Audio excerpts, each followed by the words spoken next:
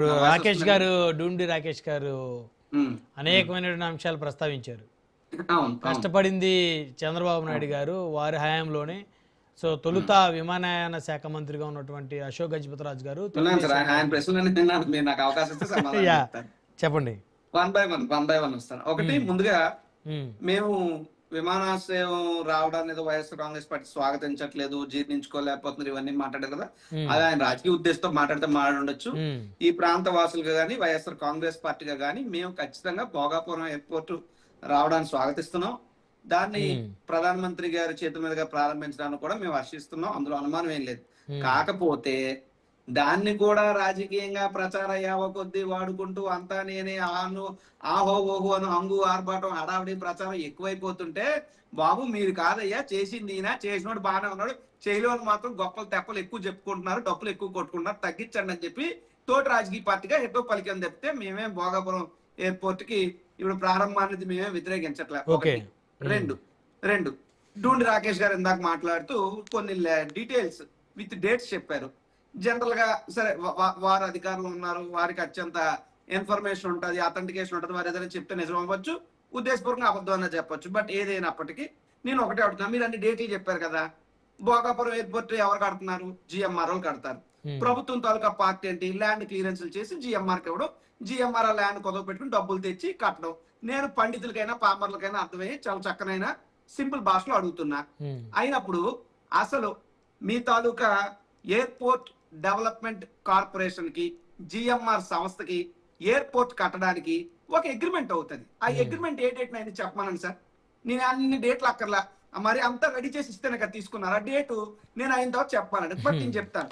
ఆ date 2020 June 12న, అంటే 2020 జూన్ 12న ఎయిర్పోర్ట్ డెవలప్మెంట్ కార్పొరేషన్ జిఎంఆర్ సంస్థకి అధికారికంగా అగ్రిమెంట్ అయింది. మాట్లాడుతూ అప్పట్లో ఆయన ఎవరు, వారి తాలూకా ఇప్పుడు గవర్నర్ గా ఉన్నటువంటి అశోక్ గజపతిరాజు గారు ఉన్నారు, ఇచ్చారు.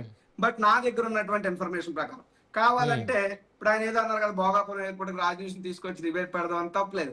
ఆయన దగ్గర ఉన్న కాగితాలు ఆయన పట్టరమని, నా దగ్గర ఉన్న కాగితాలు నేను పట్టుకొస్తాం, మీరు రండి అక్కడే మాట్లాడుకుందాం, దాంట్లో అభ్యంతరం లేదు, భయం అంతకన్నా ఏం లేదు. నాకు దగ్గర ఉన్నటువంటి అథెంటికేటెడ్ ఇన్ఫర్మేషన్ చెప్తున్నాను. 2020 నవంబర్ 11వ తారీఖున సైట్ క్లియరెన్స్ సంబంధించి ఎంసీఏ అంటే మినిస్టర్ ఆఫ్ సివిల్ ఏవియేషన్ నుంచి ఆంధ్రప్రదేశ్ రాష్ట్రానికి లేఖ కూడా వచ్చింది. We all have that information. ఒకటి. ఇకపోతే జగన్మోహన్ రెడ్డి గారు, ఇందాక త్వరగా శ్రీరామ్ గారు కూడా అన్నారు, జగన్మోహన్ రెడ్డి గారు గతంలో ఇలా మాట్లాడారని. నేనేం మాట్లాడలేదు అంటలేదు. జగన్మోహన్ రెడ్డి గారు ఏ సందర్భంలో మాట్లాడారు? ఒకటి కాదు, రెండు కాదు, అసలు భోగాపురం ఎయిర్పోర్ట్ నిమిత్తం ఎన్ని ఎకరాలు ఎక్వైర్ చేయడానికి ప్లాన్ చేశారో తెలుసా సార్? 15,000 ఎకరాలు. ఎవరు బాబు గారి సొమ్మని 15,000 ఎకరాలు ఎయిర్పోర్ట్ కి ఇస్తారంటారు? 15,000 ఎకరాలు వచ్చి మాట్లాడాడు. దాని నిమిత్తం ఈ రోజున ఎయిర్పోర్ట్ ఎంత? 2,700 ఎకరాలు. ఇప్పుడు హైదరాబాద్ లో ఉన్నటువంటి రాజీవ్ గాంధీ ఇంటర్నేషనల్ ఎయిర్పోర్ట్ సైతం కూడా 5,500 ఎకరాలు. అవును, మరి 15,000 ఎకరాలు అడిగితే ఎవరు బాబు గారు సొమ్ము ఇచ్చేస్తారు? అందుకే ప్రజలు ఉద్యమం చేశారు, అందుకే జగన్మోహన్ రెడ్డి గారు వచ్చి మాట్లాడారు. సరే, నిజంగా జగన్మోహన్ రెడ్డి గారు అప్పట్లో మాట్లాడారు, ఇప్పుడు ఇలా స్వాగతిస్తున్నది దేవన్యం అంటే నేను చెప్తా. చంద్రబాబు నాయుడు గారికి చర్చ కూడా ఉంది కదా, గూగుల్ ఎట్టా కొడితే అట్టా వచ్చేస్తుంది.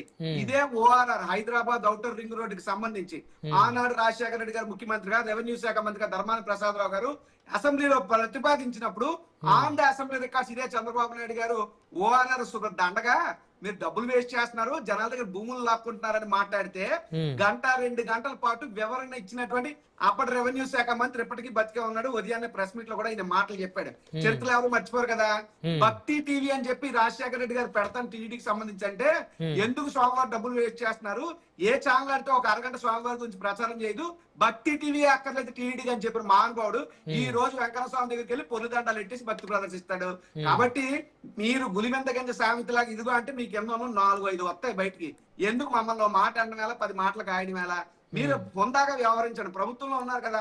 ఎస్, జగన్మోహన్ రెడ్డి గారు చేశారు, మేము అనుకున్నాం, మేము ప్రతిపాదించాం, కానీ మా సమయంలో ఆపలేదు. జగన్మోహన్ రెడ్డి కష్టపడ్డాడు, తెచ్చాడు. ఈ రోజు మాకు అవకాశం వచ్చింది, మేము చేస్తున్నాం, మీరు ఉన్నతంగా చెప్పుకోండి. అంతే తప్పితే ఊరోళ్ళ కష్టాన్ని తీసుకొచ్చి సొమ్మొకటి సోకొకటి మీరు హంగామా చేస్తే అది ఎవరు? ఇప్పుడు శ్రీరామ్ గారు ఏమన్నారు? అనలిస్ట్ శ్రీరామ్ గారు క్రెడిట్ ఇద్దరికి ఇస్తున్నారు, జగన్మోహన్ రెడ్డి గారికి, చంద్రబాబు నాయుడు గారికి, అదేవిధంగా ప్రైమ్ మినిస్టర్ గారికి, ముగ్గురికి ఇస్తా ఉన్నారు క్రెడిట్. సార్ ఇప్పుడు ఒకటి సార్, ఇప్పుడు క్రెడిట్ కోసం అని వైఎస్ఆర్ కాంగ్రెస్ పార్టీ ఆలోచించట్లేదు, కానీ అబద్ధపు దుష్ప్రచారాలను మేము ఖండిస్తున్నాం. ఈ ప్రాంతంలో ఉన్నటువంటి రైతులు, నిర్వాసితులకు ఆ భూ సమీకరణ జరిగినప్పుడు ఆ వ్యవహారాలు చూసిన వాళ్ళు ఎవరికి తెలియదా జగన్మోహన్ రెడ్డి గారు చేశారా చంద్రబాబు నాయుడు గారు చేశారా అని. కాకపోతే వాళ్ళ దగ్గర ప్రచార మాధ్యమాలు ఉన్నాయి, హంగామా హడావిడి చేసుకుని మీడియా మేనేజ్మెంట్ పబ్లిసిటీ చేసుకునేటువంటి స్టంట్ మాస్టర్స్ అందరూ బాగా ఆయన చుట్టూ ఉన్నారు కాబట్టి ఆయన చేసుకుంటున్నారు. కానీ అది ఎంత తప్పు, ఉన్న వాస్తవాలు చెప్పండి అని చెప్తున్నాం. ఇక్కడ చంద్రబాబు నాయుడు గారు ఏం చేశారంటే నేను చాలా క్లియర్ గా చెప్పాను. ఒక్క రక్షణ శాఖ అనుమతులు, ఇందాక నా రికార్డు మీరు కావాలంటే చూడండి, నేను ఏదైతే 2015 అని చెప్పారో అదే 2015 సంవత్సరం డూండి రాకేష్ గారు కూడా ప్రస్తావించారు. 2015లో రక్షణ శాఖ అనుమతి తప్పితే ఎక్సెప్ట్ దట్ ఏమీ చేయలేదు. ఏమీ జస్ట్ శంకుస్థాపన రాయేసి ఎలక్షన్ ముందు హంగామా అడవాడు చేసి వెళ్ళిపోయారు. మొత్తం చేసింది జగన్మోహన్ రెడ్డి గారు. చెప్పండి ఆయనతో 10%, జగన్మోహన్ రెడ్డి 90% అని చెప్పండి, నన్ను ఒప్పుకోండి. ఒప్పుకోకుండా రాజకీయాలు చేస్తామంటే అది మేము అంగీకరించే పరిస్థితి లేదు.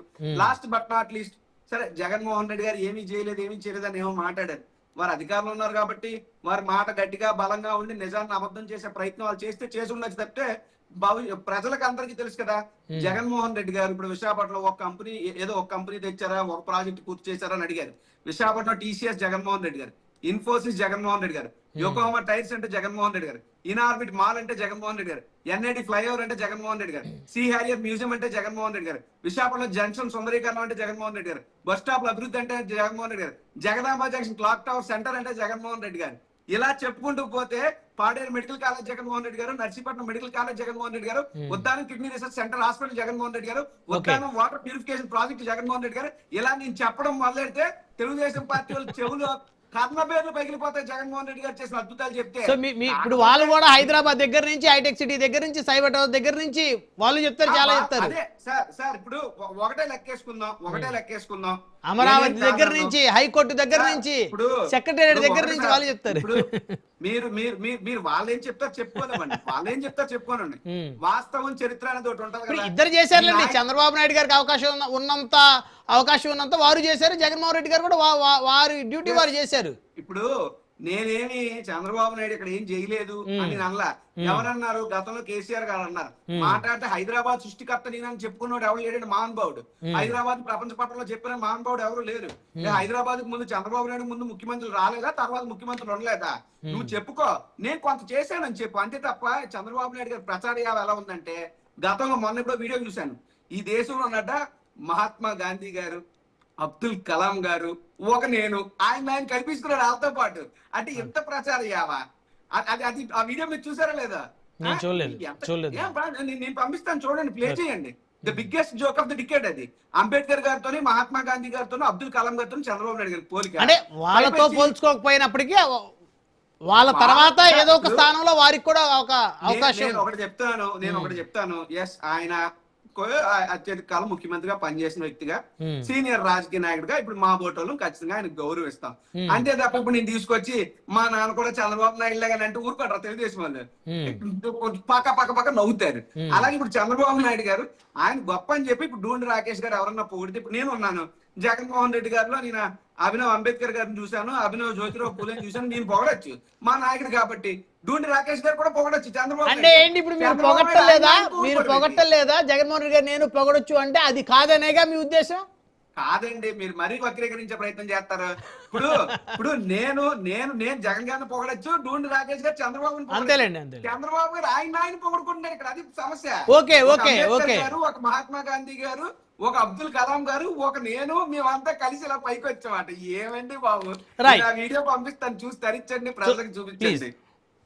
అది ఏ వీడియోనో లేకపోతే నార్మల్ గా మీరు తయారు చేస్తున్నారు కదా? ఓకే, మీరు పంపించండి, చూస్తాను. ఏమైనా కాదు, ఇప్పుడు అన్ని ఏ వీడియోలు, ఏ ఫోటోలు వచ్చేసి ఏది నిజం ఏది అబద్ధం ఎవరికి అర్థం తెలుసా?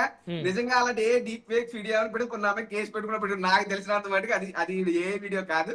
చంద్రబాబు నాయుడు గారు ఫ్లోలో జనరల్ గా టెలిఫోన్ నేనే కనిపెట్టాను, లేకపోతే ఐటీ మొత్తం నేనే తెచ్చిస్తాను, లేదంటే ఆయన ఎవరు సత్యానాథేలకు నేనే కంప్యూటర్ నేర్పించాను, పివి సింధుకి నేనే షెడ్యూల్ ఇచ్చాను, ఇలాంటి మాటలు ఫ్లోలో వస్తూ ఉంటాయి చూడండి. అలాగా ఒక అంబేద్కర్ గారు, ఒక మహాత్మా గాంధీ గారు, ఒక అబ్దుల్ కలాం గారు, నేను అని కల్పిస్తాడు ఆయన. అలాగా. ఓకే అండి, ఓకే రాకేష్ గారు.